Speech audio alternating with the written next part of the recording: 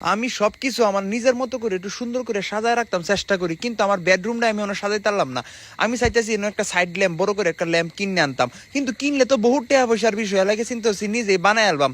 টেহা দিয়ে কিনে আনার দরকার আছে, যে বানালে নি অনেক ভালো, নিজের শৌখিনতা হইলো, নিজের ইচ্ছা পূরণ হইলো, নিজের মানে মনটা দুটো আনন্দ থাকলো, আর দেখেও খুশি রাখবো যেটা আমি বানাইছি। পরে আমি গেলাম গা আমার এই বাইরের দুহানো যেটার মধ্যে যে কাঠের মিল আর কি, যেটার মধ্যে কাঠের কাজ করে, এনে গিয়া বাইরের যত অবশিষ্ট কাঠ আছে, মানে কাঠটার কাজ করার পরে যে অবশিষ্ট কাঠটি তাহে, সেই কাঠটি টুহায়া টাহায়া আমি এই জিনিসটা বানাইম। কারণ আমি যদি কাঠ কিনে লই তাহলে তো আমার সেই খরচ হইতেছে, আর আমি যদি অবশিষ্ট জিনিস দিয়ে বানাই তাহলে তো আমার খরচ হইতেছে না। আর দেখবেন কি কামড়াটা সাজলাম, মেয়া কাঠ টাট কুজিয়ে করে শরীর মাহে আলছে, আর একটা কালো শার্ট পরে গেছি, মানে এই কামটা ঠিক হইল না, একদমই ঠিক হইছে না। কালো শার্ট পরে গেছি কাম করতাম, গেছি কামলা দিতাম, হাই রে কপাল। আচ্ছা যাই হোক, পরে কাঠ টাট মাইপে জুপে কাটিং করে লইছিলাম, কারণ কাটতে জুইকে তো মাপটা যদি দেয়া না লই তাহলে তো লাভ হইতো না। আর একটা জিনিস রাউন্ড করে কাটতে হয়, যেটা আমার পক্ষে সম্ভব না রে ভাই, আমি অত অভিজ্ঞ হয়েছি না, অত দক্ষ না, শখের বসে কইরে তাই তো এত কিছু ফারিও না। এই কারণে বাইরে কইলাম যে ভাই তুমি আয়ো একটু কইরে যাও। তবে আমি একটু চেষ্টা করতেছিলাম আর কি যে ফারি কিনা, তবে পরে দেখি কি না আলহামদুলিল্লাহ ফারি। কারণ কেউ তো কোনো কিছু মার ফেরতে শিখায় না, সবাই তো দুনিয়া তাই করে, চেষ্টা থাকলেই হয় সম্ভব, এটা আমি মানি। পরে যেটি কাটিং কুটিং করছি এটি বই থাকে ফিটিং করতেছে, কারণ কাটিং কুটিং করে লই বই থাকলে তো হইতো না। মাইপে জুইপে প্ল্যান মোতাবেক যেটি করছি এটাকে সেট করতে হইব, এই জন্য পরে সেট করা শুরু করে দিলাম। কারণ সেট করে যতক্ষণ তো ঘটনা না তুলবাম ততক্ষণ তো আমার কাম হইতো না। পরে কিছু জিনিস আমার একটু মানে ভুল ত্রুটি আসেনি, একটু সাইড চামাইছে সুন্দর করে রইতেছিলাম, আর দেখে মনে হচ্ছে ফাঁকা মিস্ত্রি বাবা রে বাবা। আমি মনে হয় জীবনের প্রথম আজকে এই জিনিসটা এত ধরছি আর এই জিনিসটাতে কাজ করছি। আচ্ছা যাক, অবশেষে আমার এটা রেডি হইলো, হচ্ছে ফিনিশিং এর পালা, মেশিনের মধ্যে ফালাই ফিনিশিং দিতেছি। এই যেটা দেখাতেছেন এটা হইব ল্যাম্পের মাথাটা, বুঝছেন? এই যে দেখেন, এই যে স্ট্যান্ডার্ড রেডি করছি, আর এই যে মূল সেটআপটা হইছে এটা এখন বাহাত নিয়ে নাট টাট দিয়ে সেটিং টেটিং করে লাইট টাইট লাগাই সবকিছু করতে হইব।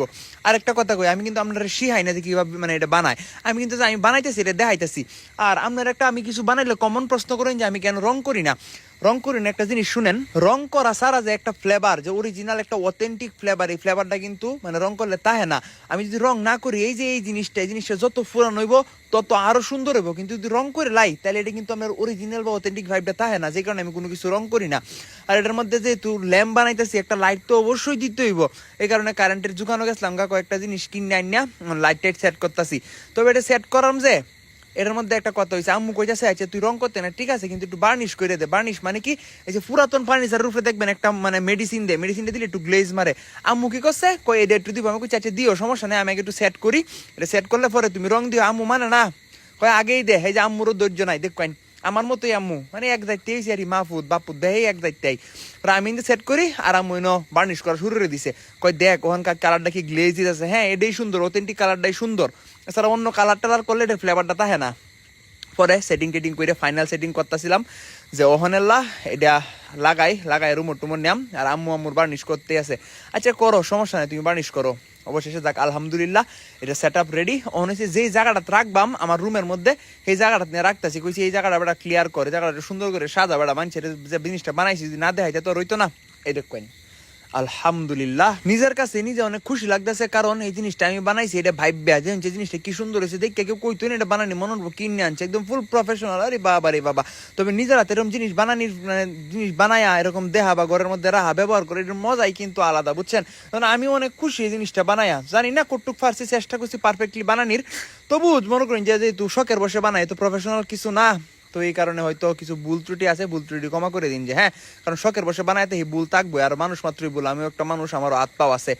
তো গাইজ আজকে জায়গা দেখা হবে আপনার সাথে নেক্সট ভিডিওতে। যারা এখনো আমার পেজে ফলো করে নেই ফলো করে দিন, যে ভিডিও রাত কষ্ট করে একটা লাইক করে দিন, আর কমেন্ট করে জানাই দিন যে আমার এই জিনিসটা কেমন হয়েছে, এই জিনিসটা মানে আসলে সুন্দর হয়েছে কিনা। তো আজকে জায়গা সবাই ভালো থাকুন, যে সুস্থ থাকুন, যে বাই বাই, আসসালামু আলাইকুম। চিক চিক চিক।